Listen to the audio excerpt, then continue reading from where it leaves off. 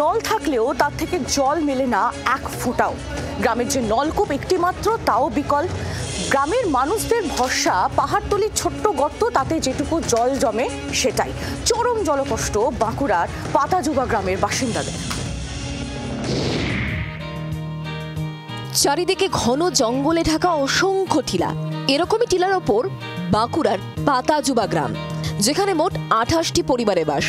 দুর্গম এই গ্রামের মানুষের জীবনযাপন বেশ কষ্ট, কারণ তীব্র জলকষ্ট এখানে।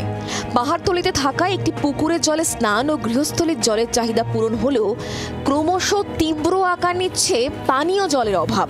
পাহাড় জঙ্গলে দুর্গম পথ পেরিয়ে জল সংগ্রহে যেতে হচ্ছে স্থানীয়দের। অনেক কষ্ট, রাস্তা ঠিক নাই, পাহাড়ে কল আসতে হয়। তো কেন গ্রামে আপনাদের ব্যবস্থা নেই জলের? একটা টিউবওয়েল আছে, ওইটা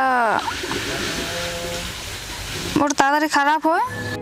বারিকুল গ্রাম পঞ্চায়েতের তরফে গ্রামে একটি নলকূপ বসানো হয়েছে, কিন্তু টিলার ওপরে থাকা সেই নলকূপ গরমে জলস্তর এত দ্রুত নামছে যে মাঝে মধ্যেই তা বিকল হয়ে পড়ছে। পাইপলাইন নেই আপনাদের গ্রামে? পাইপলাইন আছে, জল দেয় নাই।